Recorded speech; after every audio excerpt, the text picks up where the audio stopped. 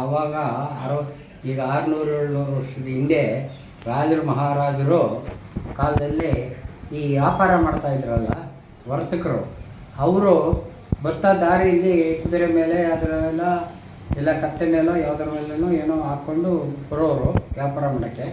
ಅವಾಗ ಬರೋವಾಗ ದಾರಿಯಲ್ಲಿ 3 ಗುಂಡು ಸಿಕ್ತಂತೆ.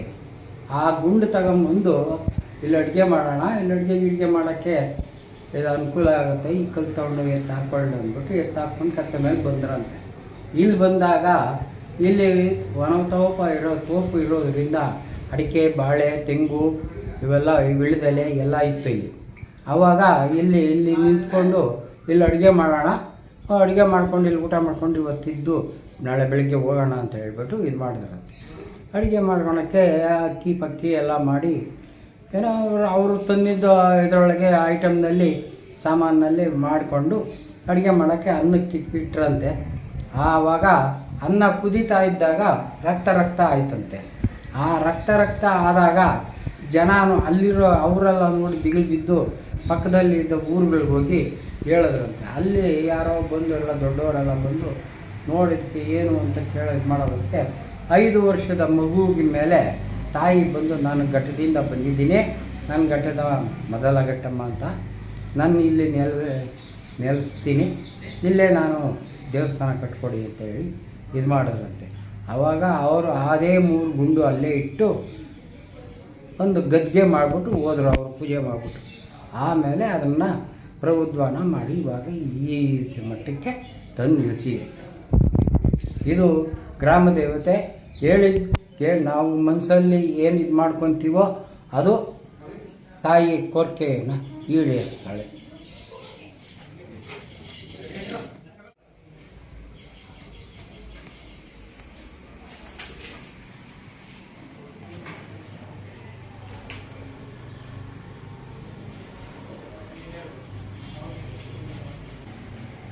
ಎಸ್ 33 ಹಳ್ಳಿ ಗ್ರಾಮ ದೇವತೆ, ಅದಕ್ಕೆ ಗ್ರಾಮಕ್ಕೆಲ್ಲ ಒಳಗೆ ಅನುಕೂಲ ಮಾಡಿಕೊಡ್ತಾಳೆ.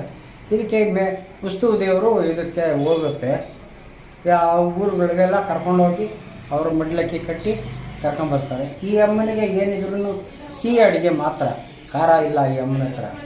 ಬೇರೆ ಕಡೆ ಅವ್ರ ಮನೆಗಳಲ್ಲಿ ಅವ್ರು ಮಾಡ್ಕೊತಾರೆ. ಯಾವಾಗ ಪೂಜೆ ನಡೀತಾ ಇರುತ್ತೆ ಸರ್? ಇಲ್ಲಿ ಡೈಲಿ ಪೂಜೆ ನಡೀತಾ ಇರುತ್ತೆ.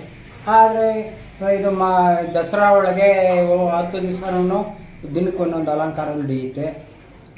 ಜಾತ್ರೆ, ಯುಗಾದಿ ಹಬ್ಬ ಆಗ 15 ದಿವಸಕ್ಕೆ ಜಾತ್ರೆ ನಡೆಯುತ್ತೆ. 1 ವಾರ ಜಾತ್ರೆ ನಡೆಯುತ್ತೆ.